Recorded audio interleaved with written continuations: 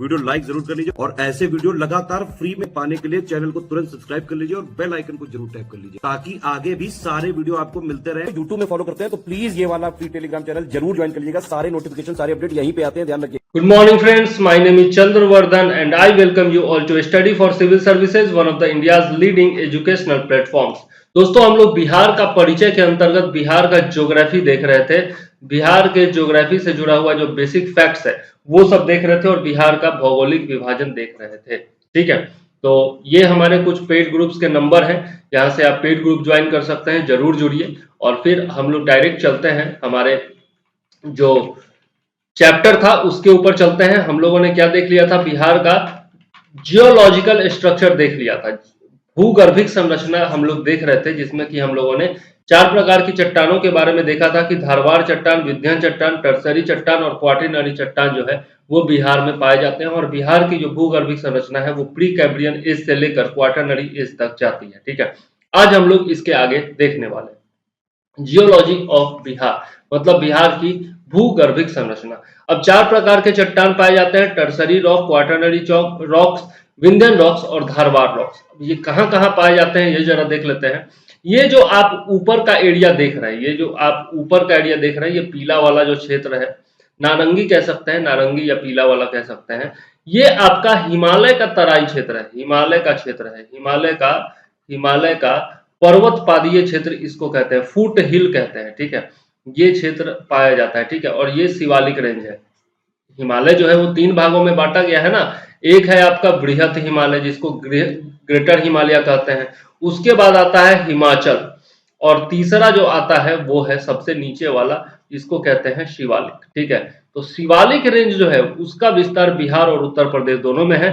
तो यही शिवालिक रेंज वाला जो भाग है, रामनगर दून है, सोमेश्वर श्रेणी है, यह सब जो है वो आपका टर्सरी रॉक से बना हुआ है। बीच वाला ये जो देख रहे हैं आप, ये टोटल गंगा का मैदान है, टोटल जो है वो गंगा का मैदान है। ठीक है, बीच से आपकी गंगा नदी यहाँ से बिहार को 2 भागों में बांटेगी। ठीक है, ऊपर का जो भाग होगा वो आपका उत्तरी गंगा का मैदान कहलाएगा और नीचे वाला जो है वो दक्षिणी गंगा का मैदान कहलाएगा। ठीक है, और ये टोटल जो है आपका जलोढ़ मिट्टियों से बना हुआ है, इस कारण से काफी ज्यादा उपजाऊ होता है। तो यहाँ पर आपका पाया जाएगा क्या, क्वाटरनरी रॉक्स पाए जाएंगे। ठीक है, उसके बाद यदि हम लोग इधर की बात करें तो ये होता है आपका, इधर आपका कैमूर का पठार इत्यादि मिल जाता है और कैमूर का पठार इत्यादि जो है वो बना हुआ है आपका विंध्यन चट्टानों से बना हुआ है, विंध्यन रॉक से बना हुआ है। ठीक है, और फिर ये नीचे का दक्षिण का पठार हो गया, ये दक्षिण का पठार हो गया जो कि जुड़ा हुआ है झारखंड से। ठीक है, पठारी भाग है और यह जो पठारी भाग है यह आपका बना हुआ है धारवाड़ चट्टानों से। ठीक है, तो ये 4 प्रकार की चट्टानें हैं, कहां कहां इसका विस्तार पाया जाता है यह मैंने आपको बताया। चलिए अब इसके बारे में थोड़ा सा डिटेल से देख लेते हैं। तो सबसे पहले चलते हैं धारवाड़ चट्टान के बारे में देखते हैं। इसका निर्माण जो है वो प्री कैम्ब्रियन एज में हुआ है। ठीक है, यह चट्टानें बिहार के दक्षिण पूर्वी भाग में पाई जाती हैं, जिनका विस्तार जमुई, नवादा, मुंगेर की पहाड़ी, खड़गपुर की पहाड़ी और राजगीर और बोधगया इत्यादि क्षेत्रों में है। धारवाड़ चट्टानें जस्ट हम लोगों ने देखा है, धारवाड़ चट्टानें कहाँ पाई जाती हैं, ये जो आपका एरिया है यहाँ पर देख सकते हैं आप, गया है आपका इधर ही, और इसके अलावा जमुई है, ये सब राजगीर, बोधगया इत्यादि क्षेत्र है। ठीक है, चलिए धारवाड़ चट्टान में सिस्ट, नीस, ग्रेनाइट, फाइलाइट एवं क्वार्टजाइट इत्यादि खनिज तत्वों की प्रधानता होती है। तो कौन कौन से खनिज पाए जाते हैं धारवाड़ चट्टानों में, यह याद रखिएगा। यह चट्टान जीवाश्म रहित होती है, यानी कि इसमें जो है ह्यूमस नहीं पाया जाता है। ठीक है, ह्यूमस नहीं पाए जाते हैं, फॉसिल्स नहीं पाए जाते हैं। ठीक है, और इस कारण से यह जो है ज्यादा उपजाऊ नहीं होगी, लेकिन इसका आर्थिक महत्व काफी अधिक होता है क्योंकि इन चट्टानों में खनिज काफी अधिक मात्रा में पाए जाते हैं। ठीक है, और इस कारण से अधिकतर भाग तो चला गया झारखंड में, पठारी भाग, लेकिन बिहार में कुछ खनिज इन्हीं चट्टानों में पाए जाते हैं। नेक्स्ट, विंध्यन चट्टानें। विंध्यन चट्टानों का निर्माण भी जो है वो प्री कैम्ब्रियन युग में ही हुआ है और ये चट्टानें बिहार के दक्षिणी पश्चिमी भाग में पाई जाती हैं। यहाँ पर देख सकते हैं ये जो भाग है आपका दक्षिणी पश्चिमी भाग ही है जहाँ पर ये पाई जाती हैं विंध्यन रॉक्स। ठीक है, और यहाँ पर देखें तो इसका विस्तार जो है सोन नदी के उत्तर में कैमूर, रोहतास इत्यादि क्षेत्रों में पाई जाती है। विंध्यन क्रम की चट्टानें सामान्यतः जीवाश्म विहीन होती है, इसमें भी जो है फॉसिल्स नहीं पाए जाएंगे। ठीक है, ह्यूमस नहीं पाया जाएगा, यानी कि ज्यादा उपजाऊ ये भी नहीं होगा। कैमूर क्रम की चट्टान में कार्बनिक पदार्थों की उपस्थिति से वनस्पतिक जीवन के संकेत मिलते हैं, लेकिन कैमूर क्रम का जो चट्टान है उसमें थोड़ा बहुत कार्बनिक पदार्थ मिलता है और इस कारण से वनस्पतिक जीवन का संकेत मिलता है। कहने का मतलब यहाँ पर थोड़ा बहुत वनस्पति यानी कि पेड़ पौधे वगैरह मिल जाते हैं। विंध्यन चट्टानों का प्रयोग सासाराम में स्थित शेर शाह सूरी के मकबरे, सारनाथ के स्तूप, दिल्ली के लाल किले एवं जामा मस्जिद के निर्माण में भी हुआ है। ठीक है, तो विंध्यन क्रम की चट्टानों के बारे में हम लोगों ने देखा। अब चलते हैं टर्सरी चट्टान देख लेते हैं।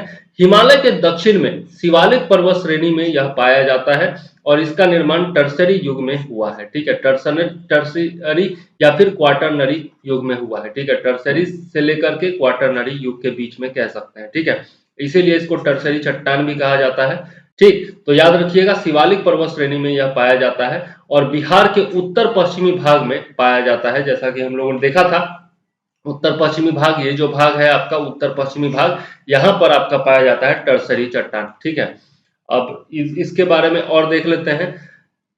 सोमेश्वर की श्रेणी की पहाड़ी, दून की घाटी तथा शिवालिक श्रेणी के मध्य इसका विस्तार पाया जाता है। टर्सनी चट्टान में कंग्लोमेरेट, बालू तथा चूना पत्थर इत्यादि के निक्षेप पाए जाते हैं, इसलिए यहाँ पर जो है मिट्टी भी बहुत मतलब मिट्टी का जो आकार होता है वो काफी ज्यादा बड़ा होता है। मिट्टी के जो चूर्ण होते हैं वो काफी बड़े बड़े आकार के होते हैं। इसमें खनिज तेल का संचित भंडार है जिसका निर्माण तेथिस सागर के निक्षेप के कारण हुआ है। ठीक है, तो ये भी आप याद रखिएगा। चलिए आगे देख लेते हैं क्वाटरनरी चट्टानों के बारे में। तो क्वाटरनरी चट्टानों का विकास प्लीस्टोसीन तथा हेलोसीन काल में हुआ है। ये याद रखिएगा, प्लीस्टोसीन तथा हेलोसीन काल में हुआ है। इसका निर्माण तेथिस सागर के अवशेष तथा गंगा और उसकी सहायक नदियों द्वारा लाए गए अवसादों के नीचे से हुआ है। क्वाटरनरी चट्टान गंगा के मैदानी भाग में पाई जाती है। जैसा हम लोगों ने देखा, बीच का जितना भी क्षेत्र था, उत्तरी गंगा का मैदान या दक्षिणी गंगा का मैदान, उनमें ये क्वाटरनरी चट्टान पाए जाते हैं। बिहार का मैदान गंगा के मैदान का ही एक भाग है। क्वाटरनरी युग की चट्टानें परतदार होती हैं जिनका निर्माण वर्तमान में भी जारी है। क्योंकि गंगा के नदियों के द्वारा जो है गंगा नदी और बाकी सहायक नदियों के द्वारा निक्षेप से ये बनता है, तो हर एक बार क्या होता है, एक परत के ऊपर दूसरा, दूसरा के ऊपर तीसरा, ये परत चढ़ती जाती है। इसी कारण से इसको परतदार चट्टान कहते हैं।